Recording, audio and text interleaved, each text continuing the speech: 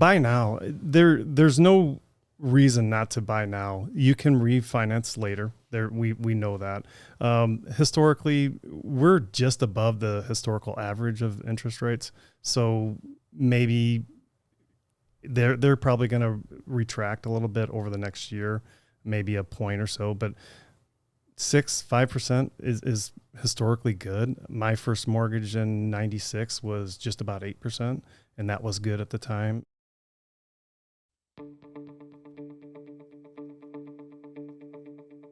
Welcome to How to Money with Cole and Cole. I'm Cole. And I'm Cole.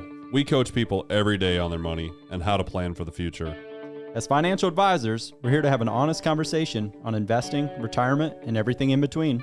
At Full Swing Financial Planning, we're here to empower you to take control of your plan, your way, for your financial future. So let's talk money. And sports. Welcome back to How to Money with Cole and Cole. I'm your host, Bailey Ashbrook, and I'm sitting here with the boys and a special guest, Troy Anderson. Welcome. Thank you for having me. How's it going? How's your football team doing? Who's your favorite football team? We like to talk a little sports here. So I am a Vikings fan lifelong. I consider it child of Bruce. Poor fella. I know. Poor fella. Feel the pain for you. It was a tough year, but we got some good players coming back next year. I think we're going to be top of NFC North next year. It's like the Cubs mentality. Yeah, I was just There's always next year, right? I was going to say every Vikings fan, they're so loyal. There's always next year, and then next year comes. And man. Never hope for a Super Bowl for that team, I swear. The only thing, I was dating a girl one time in college, and her dad was a huge Vikings fan. And I was at their game when the Giants beat them like 51-0 to go to the Super Bowl. It's like Kerry Collins. You guys don't remember this game because I'm old. But 41-0. Was it 41? Championship. And oh man, it was bad. Brutal. It was bad. Yeah, some crazy football this weekend though, right? Yeah, we got in the room. We were saying this. We have no teams left. We do not. None of our favorite teams. They're all out. Cole's leading the playoff pool. Yeah. You know, he's got the only person's got both teams live. I think you're pretty much a slam dunk to not have to wear a jersey like the rest of us. So yeah. I think Bailey's going to lose because I think the Chiefs are going out this weekend. But not only am I gonna lose, I'm now stuck with my husband who. Yeah, poor Cowboys. Wow, the Cowboys really just blew it and laid an egg. Got their butts kicked, and it was a sad day in the Ashbrook household. The Packers played very, very well. Yes, but the Cowboys did kind of blow it too. So I still have faith in the Chiefs. They still got the Swifties behind them, and that's just powerful right now. I'm serious. I think that's the most interesting game of the weekend. Yeah, for sure. The Chiefs going on the road for the first time in Patrick Mahomes' history in the playoffs, going on the road to the Buffalo Bills. They have the lake effect snow. We were joking about this. When you pull up Buffalo, New York, it's a lake effect snow warning, and it says projected 1 to 3 feet of snow still. And they've gotten, I don't know how much they got. If you look at the stadium, it was nuts. They were hiring people $20 an hour to scoop out the snow out of the stadium. Well, I saw the Chiefs fans at their last game were scraping the ice off like the box seats to even see out. I'm like, you couldn't pay me to sit out there and watch a game. And then his helmet broke. It was so cold. It was nuts. I'll say this though, Patrick Mahomes is clutch. He's clutch in big games. He's a focused man. Kind of like your girl Caitlin Clark. Dude. Yeah. Dude. It's not even Caitlin Clark. They all are playing good. I know. Yeah. It's fun to see. Like Gabby's hitting. Number 2, they Kate moved up to number 2. Yeah. Right? Number 2. Yeah. And I don't want to geek out too much, but their defense, like Indiana's a solid team. And to hold them, I was more impressed with their defense. Bailey's all giddy. Look at her. She's just giddy as all could be. Cole was supposed to go to the game. I was supposed to go to the game. We obviously had a blizzard here on Friday, and we decided it was better not to drive on Saturday. So we didn't go, gave the tickets to Molly's sister who lives over in the area. She was able to go, but we watched it as a family. Very impressive. It's awesome for sports. The Iowa women are kind of crazy. The Iowa State women are doing well, though, too. Upset Baylor. Yeah, they upset Baylor. Audie Crooks had a huge shot. She got Big 12 Player of the Week as a freshman. She hit a really big shot at the end and won to. She's definitely getting better throughout the season too. You see her stat lines getting better. She's and playing better. more minutes. Yep. That's what's so cool is the whole game's evolving. Like you guys, I know, but there's so many good teams out right there for women's basketball. So I'm excited for March. I'm over football. And last on that, the Cyclone men had a good week. They beat number 2 Houston. They moved into the polls, so they're good. And then the Michigan Wolverines, national champions. That was yeah. That was Monday. Right? Was last that this month. last? You guys yeah, watched that that was bowling, yeah. right? Yeah. So, congratulations to the Michigan Wolverines and Jim Harbaugh. Jim Harbaugh? Yeah, Jim. Jim's at the So, Wow. Yeah. well, there's Jim and John. I Too mean, many Harbaughs. Look, what if Jim Harbaugh wins the national title and John Harbaugh wins the Super Bowl in the same year? That's kind of crazy. it's a lot I of bet money that's never flowing happened. their way. Brothers. All right, Troy's sitting here with us with Coldwell Banker, real estate agent, investor, owner, broker. I'm sure kind of all those verbs behind your name there. Yes. Wear all the hats. Yeah, another entrepreneur. So tell us, how'd you get started in the real estate business? What got you there? Well, I was in a sales job and wasn't very happy, and I was just looking around what I did like, and I loved real estate. I wanted to get into flipping houses. This was back in 2005, and I reached out to a realtor friend, and they kind of gave me the path to getting into it. And so I took my licensing, got licensed in March of 2006, and my wife is also an interior designer, so it was a good thing to match up, kind of, the Gaines couple down in Yeah, Yeah, there you go. even though it was before we knew about them. So Oh, nice. They should have made a show about you guys. Yeah. yeah. Heck. There's a lot of those shows now. There's Yeah. a ton of them. So. You do see a lot of wife and continue husband couples doing it. Yeah. Are you extremely handy too? Like, do you fix up houses yourself, or do you have a team that does that? No, well, we started doing it all ourselves.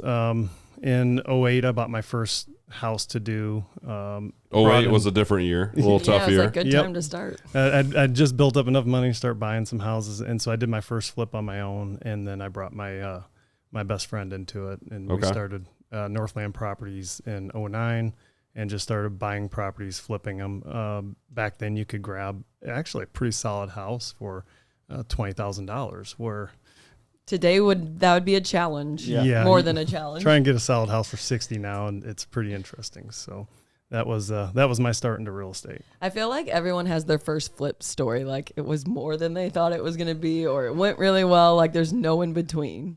This house, it'd been sitting empty for 2 years because of a divorce, but the guy had done a lot of, replaced the windows, did some floor polishing, but it needed a kitchen, needed a bath, needed cleaned, and the dog urine smell in it was pretty horrible. It's embedded Always a good in your smell brain. story, right? Someone's Yeah. always a good smell story. I took my wife through it. I think it was June or July of that year, and she was holding her nose saying, "You want to do what?" But once I got the carpet out, it cleaned up the smell, and then I worked my off hours every night till about midnight to get it finished, and sold it before I actually had it done. So. Were you a real estate agent at the time already, or were you still working prior? Nope, I was full-time real estate at that moment, and so I always had a change of clothes because I'd get a call, somebody wanting to see a house, so I'd have to change, go meet them, show them the house, come back, work on it. So, I was doing everything I could to make a buck. That's how most entrepreneurs have to do it, or at least that's how you start out. Is you just kind of have to take whatever meeting you can get. All caps. Right? Yeah. You don't really get to pick and choose what you're going to do. But I was just going to ask you, like, what do you think has been like the biggest change? 2008. Don't talk about 2008 because that was a weird year. But 2008, 2009. But what's been the biggest change? Let's say in the last 10 years with the real estate market. Oh, real estate market's changed so many different ways, but really this COVID changed the market and the people and how they look at it. It did exactly opposite of what I thought in March of 2020. People became more interested in buying. They started kind of moving around outside areas, and they wanted home offices. They wanted to be able to enjoy their home more, and it was just amazing. Prices started skyrocketing. Mortgages were still relatively cheap then, so it really created this inflationary period that we're seeing now with housing. You saw that with all the like renovation tied stocks like Home Depot, like the do-it-yourself, where people were going and buying, and that was COVID was such a huge deal. Everyone was remodeling. Everyone was trying to learn how to tile or do flooring or remodel a house. Because you couldn't really go anywhere and do anything. You're like, I'm going to be here. I'm going to enjoy it. And I think a lot of people started working from home, and there was just really no like end to it. So it's like, if I'm going to be home working, I need an office. And then you saw the big shift of everyone still working remote. So I'm sure that's a huge impact. But I'm curious, where do you think we get a lot of questions like, should I buy now? Should I buy later? Like, what's going to happen to the market? Are prices going to go up or down? Like, what do you see after all this craziness? Buy now. You not know. And call Troy to buy. Yes, call me. I'll get you taken care of. Yes, buy now. There's no reason not to buy now. You can refinance later. We know that. Historically, we're just above the historical average of interest rates. So maybe they're probably going to retract a little bit over the next year, maybe a point or so, but 5% is historically good. My first mortgage in 96 was just about 8%. And that was good at the time. And see, we're so spoiled. I like cringe. Yeah, I always have a story of someone's like, "Well, I paid 18% in the 80s for my first mortgage," and I'm like, I can't imagine. Like, no, because mine's 2.25. I'm like, what is? Well, I wouldn't even know if I could handle 4. It's just the affordability aspect, right? And that's really it. Just changes where people probably got to look in their housing range versus when my last time I was looking, we're sub 3.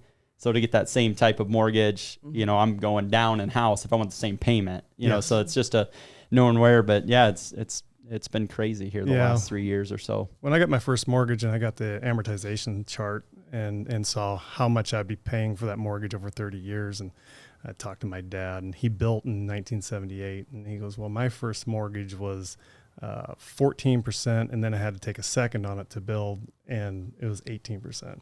Wow. And but things were much cheaper back then. Inflation was a lot, crazy, but everything was more affordable. It's a weird explanation there. I was gonna say we didn't have to, but we had to. We ended up expecting our third child during the COVID year. When we were not going to expect a third child, but it was worth it. COVID effect. Right. Stuck at home too much. Yeah. Cole, I think, was more shocked than me, but I was so nervous to tell him, but irrelevant. But yes, I got a low rate, but I definitely feel like we overpaid because it was during all the chaos and everyone was looking for houses, and I still feel like we're in a shortage of houses. But now, 2 years later, do you think you overpaid? I don't think you did. Me neither. You overpaid at the time. Yeah. But now that value is, it's just, that's why Troy is saying don't wait. It's just the same thing as it's time in the market. Bailey's a tight so everything's going to be overpaid to Bailey. So yeah, but it's the same thing as trying to time the stock market. Yeah. There are people that can do it because they do it every day, but it's also time in the market. It's like time in your house. You don't want to overpay for it. Of course, nobody wants to overpay, but at the same time, why wait 6 months to see if it comes down $5,000? Buy it now. By the time you get 6 months down the road, it'll probably be $5,000 more in value. So it's kind of one of those things that you don't want to sit around. And we talked about that last time we were on the podcast. Is I had a buddy that was asking me about, with mortgage rates the way they are, I'm probably not going to buy. And I was like, well, you can always refinance. And he's a smart individual. He knows this, but you can refinance in 6 months, right?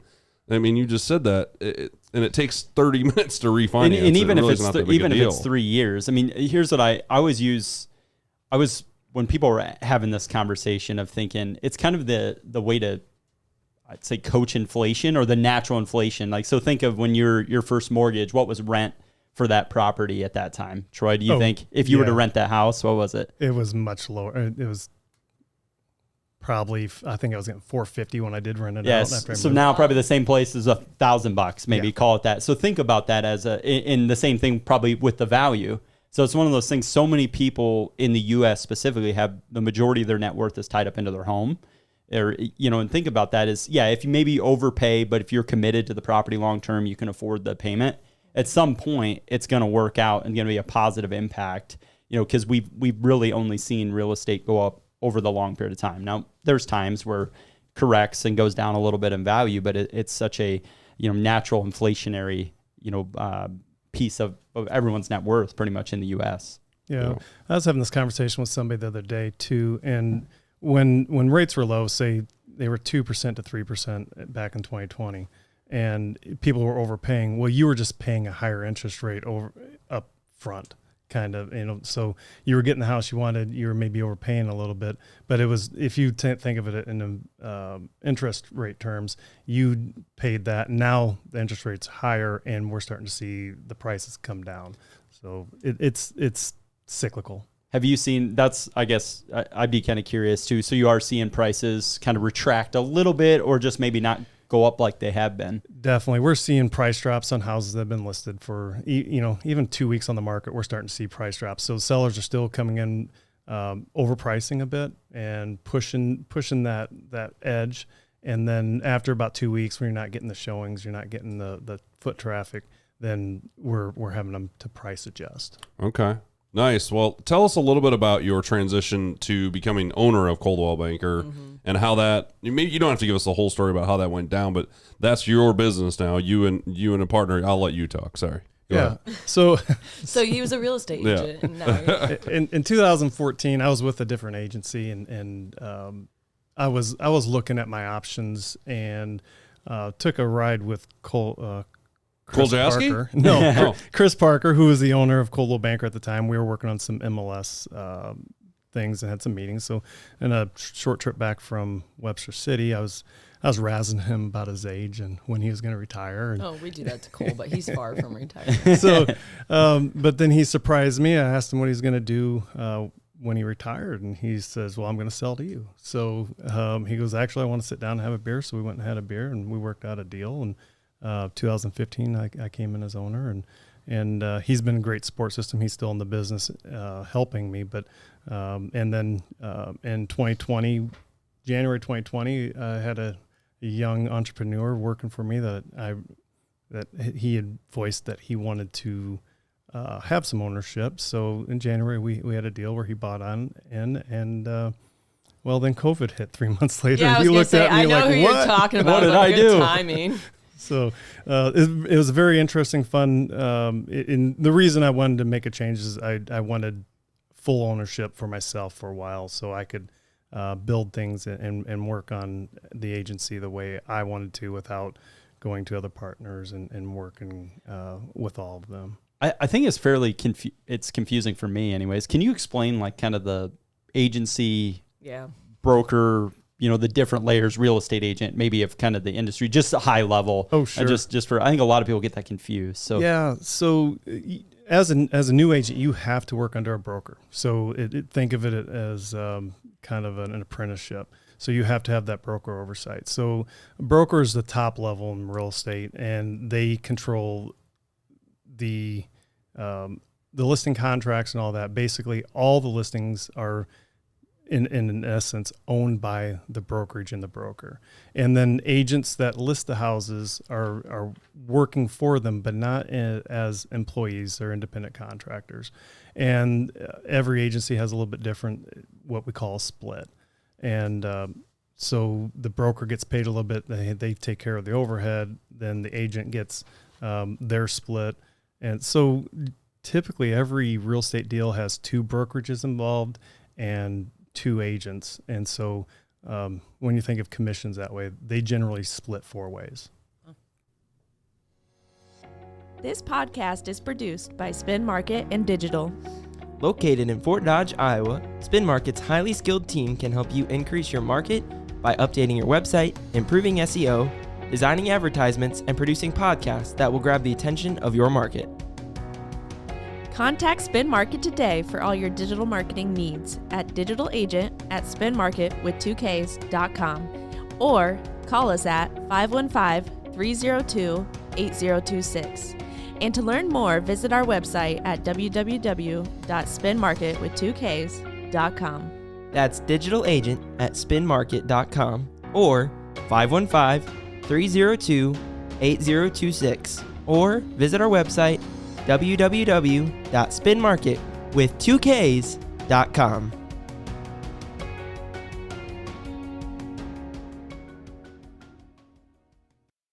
Let's do a little dollars and cents. Dollar bills, y'all.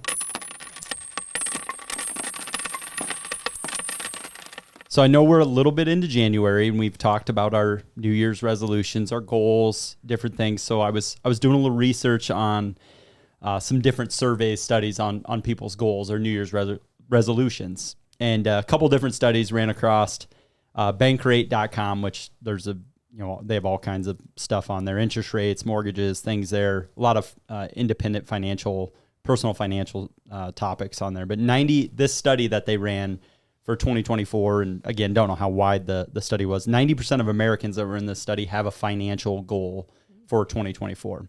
And wow. That's higher than I was thinking it was going to be. And this is the bank rate, they were targeting a certain amount of people. So I don't know how wide the survey is, but what I found, it kind of had a piggyback, this article I found. There was some university that did a study basically on a select group of people who had New Year's resolutions, whether it was financial or not. And they found 42% of the people who made a financial New Year's resolution, 42% of them had significant habit improvement on some type of financial goal, whether they reach that goal or not. And again, I don't know how they were measuring these, but I found it quite interesting that if you set it's one of those things that it does lead, whether you hit the goal or not, it's more of trying to write it down on paper. Yeah, the improvement. So found that very interesting. And actually baby boomers were the lead ones of when you break it down even further in that study, they were the ones who wanted to pay off the debt. The highest goal for them was to pay off debt. I wonder what percentage were weight loss goals. I'm sure that's got to be right up there too. Yeah. I know we're a financial podcast, but I bet it's a pretty high percentage are weight loss goals. I feel like money and fitness are usually number one. You go in like Walmart or any place right after the first of the year, the stuff that's right at the front is the supplements. Target, I saw someone at Diet Fuel at Costco. Costco, you walk in and there was like a weight rack. Like the first thing someone had sent a picture right after the first of the year. So I'm sure sales of that stuff spikes like crazy in January. That's interesting though, because we talk about it a lot. It's just like starting it, putting it on paper, envision it, just even thinking it like I am a good person with money, like just starting the process of if you don't go there mentally, you're just not even gonna go there. So I think that's really interesting. I'm surprised the boomers were the number one on the. Yeah, you would think they'd be already more past that, but I more debt than what we think is out there. I think, and especially personal debt. Yeah. All right, Troy. So let's go back to you because well, you got a goal? You got any good goals for 2024? Oh, yeah. I won't make you share them. I won't put you on the spot. I only do that to Cole and Cole. So how many? Yeah, I do. So how many agents do you have under your team? We are at 11 now. We just recently had a retirement, so down one. But we got a young team, new agents moving into it, and we actually have a new one maybe coming with the next couple months. I feel like it's a very, maybe just even in Webster County, it's a very competitive field. Would you say that? I feel like there's a lot of extremely aging. Yes, so how do you coach young people to be, because I know it's a crazy market kind of still, and they're young and they're new. How do you coach them up to be aggressive or successful? I'm still a little old school where I coach them mostly to get out, community involvement, be involved with the people, reach out to people that they do know. That's your number one resource is people that know you know them, and they want to do business with you. If you're out shaking hands, if you're on a board with the community, that is really, it ups your status locally, so people want to do business with you. Secondly, then you got the social medias and your mailers. The mailers, those are dying off a little bit. Obviously, like some advertising is kind of dying the print, but we really focus on just being involved. Involvement gets you there. I would agree, because if you're going to buy a house, you want to go to someone like, oh, I know them. I know they're a good person. I trust them. This is a big decision. Yeah. Hey, I got a question, because I remember when it came out, and you guys have Zillow's been around your whole life, but I remember when it came out and I was like, oh, I wonder if this is going to hit the real. I've never been in the real estate market, so I don't know, and I don't know what effect, but you've been around before Zillow and now during Zillow. Has that been a big effect on the real estate agent market, or has it helped?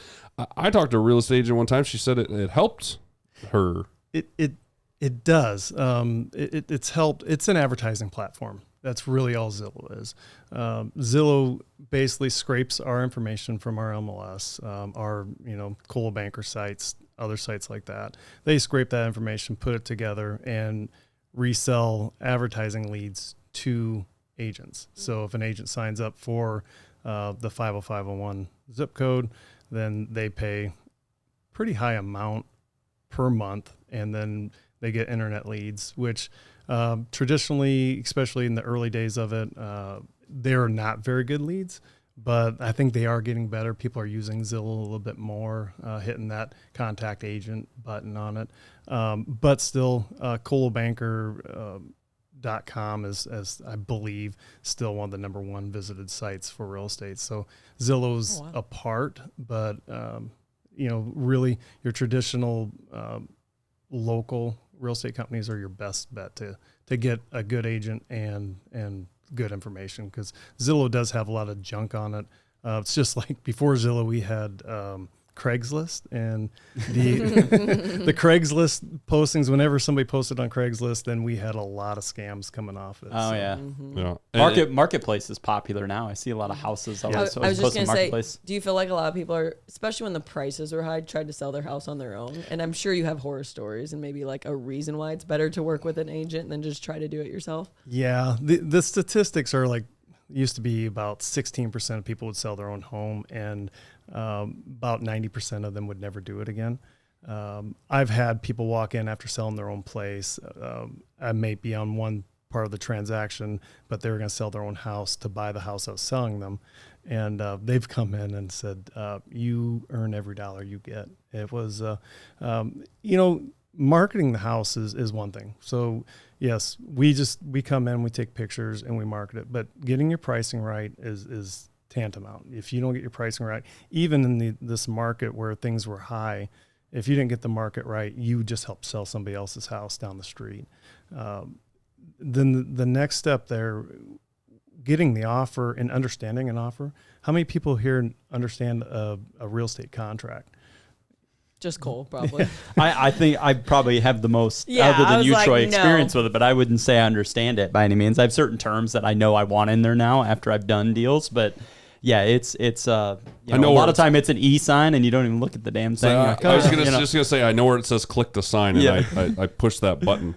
Yeah. And e-sign's great. We use it, but I still try and get my agents to bring the clients in, sit down with them at our table, walk them through the contract, let them know what they're signing, be face-to-face so they can have questions and they can get good. It's the same with our business. It's the same thing. It's like you're going to build a better connection, and probably, it's probably going to turn to repeat business at some point, especially if it's a young buyer, first house, and then 5 years later, it's their second house and third house or whatever it might be. So you want them to come back and say, I remember sitting with Troy at this table. I want Troy again. Or whoever your favorite agent is. Obviously, it's Troy. Oh, that was good. So there's a lot going on in the housing market. You're still doing real estate. You're doing the flips. What's your favorite thing to do overall? Like, what's your favorite part of your job? Is it managing people? Is it making the sale? Or what would you say is like the most gratifying thing for you as a business owner? Closing with a first-time buyer. First-time buyers are, they were always my favorite. They still are. Mostly because that's the time I get to teach. I feel like I'm a natural teacher. I love sitting down with people, explaining the contract, explaining what they're doing, help direct them towards the services they need. We do. Some people coming into this community for the first time, they have nothing. I've had people reach out to me just after we close, and she was looking for a hair stylist. And so, I can help recommend those people. Sometimes maybe it's for doctoring or anything. We can still help direct people towards things that really aren't real estate related. And those relationships last for years. But it's the trust, it's the connection that you've created. Yep. Okay, let's transition to Troy. We got Troy, multiple caps, the real estate agent, investor, owner. Let's transition to things outside of real estate. So talk to a little bit about some of your community involvement, different things you're involved in right now. Oh, sure. So I sit on multiple boards for a few different places, but number one is the North Iowa Central Youth Shelter, and been on there since I think 2011. A lot of transition, getting that place healthy, cleaning things up, and that is really my favorite. They take in a lot of at-risk youth, help get them the obviously level them out, get them into a safe place for at least a period of time, and then get them some of the psychiatric treatment that they need going forward. So that's one of my favorites. How'd you get involved in that? I was asked by the director at the time. My daughter and his daughter went to school together. They were new to town, and they got to be friends, and he found out who I was and what I did, and asked me to be on it, and it's been a wonderful experience there most of the time. So also I sit on a city board, board of adjustments. So if you're going to be putting in a fence or building a garage and it gets to be outside of regular zoning rules, most people will have to come to us and either get approval or denial. And we approve a lot, but there are times where we just can't. So that's another fun one. Some things can get kind of interesting. I was going to say, that one doesn't sound as exciting. When it's approved, it's fun. Yeah, when it's declined, it's probably not so fun. I want my fence where I want it. Where's that Troy Anderson at? He voted no for that. You can make some enemies there. I'm sure. But generally, it's, you can't make a rule that applies across every lot in Fort Dodge. And so that's kind of where we come in, and we with the city sit down and look at what is logical, what have we done before, and what can we do, and how can we adjust this. And sometimes it comes to a rule change too. So that's awesome. Like, I always appreciate people who are business owners, because time is our most valuable resource, and the people that give back. And I know that Youth Shelter does a lot of great things for the community. So let's wrap this up, Troy. What's next? What's next for Coldwell Banker? What's next for your team? What's the outlook for 2024 in the next 5 years?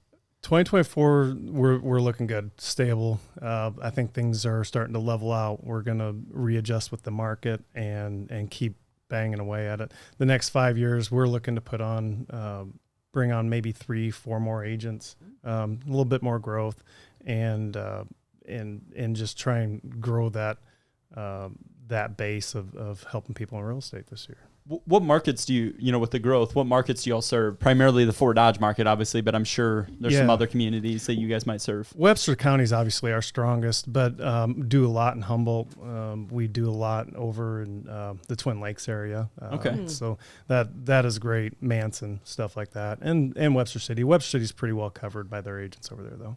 I'll say this. I know who I'm going to if I need to sell my house someday. I just feel connected. I trust it. I love it. Well, thank you. We're there for you. All right, so we're going to wrap it up. We've been doing our NFL picks, thinking we're specialists here on this panel. But Troy, why don't you're going to lead us off here and rattle off the games for us so we can pick. Okay. Number one, with the NFC playoff bracket, we're looking at Green Bay Packers at San Francisco 49ers. So who are we going with, guys? Got to go with the Niners. Niners. Number 1 seed, got to go with the Niners. Even though your brother, Cody's a big Packers fan. He got all over me on Facebook about not picking the Packers list last weekend. There's a lot of Packer fans in the area, though. A ton. Well, I'm going to go a little different. I'm going to go with Green Bay Packers at holding on the NFC North, right? Yeah, just they looked really good. San Fran's been sitting on their butt for a couple weeks, so let's see what happens. We'll see what happens. I like it. All right, number 2, you got the Tampa Bay Buccaneers who had a big win yesterday at the Detroit Lions. I'm going Lions. I think they've got something just like a little vibe there with the situation going on in Detroit. So I'm going Lions. Tampa Bay. Okay, I'm going Lions. What if it's the Lions and the Packers? That'd be awesome. Ooh, that'd be interesting. Yeah, that would be. It'd be in Detroit. Oh my gosh, that place would be nuts. It's gonna be nuts this weekend anyway. Yeah. Yep. But yeah, the Lions won their first playoff game in 33 years, something like that. Yes. That's and crazy. I agree with you guys. Lions are another NFC North team. Yep. I just don't think Tampa Bay has enough offensive power to come over that Lions defense. So, all right. So, AFC playoff bracket, divisional round. So, Houston Texans at the Baltimore Ravens. You want to lead us off, Bailey? Ravens. Yeah, I mean, I think it's no brainer. It's Ravens all day. I'm taking the upset here. I'm taking the upset just because A, I do think it could happen, and B, because I'm probably going to win the thing anyway. I was just going to say, so you're trying to get you. That's so funny. Caleb was so pumped. He doesn't have a mic. He's like, yeah, Cole, yeah. I'm taking the Texans. Yeah, I'll take Texans with you. CJ Stroud's the real deal. I think so he's too. A stud. Yeah, and there's going to be some upsets.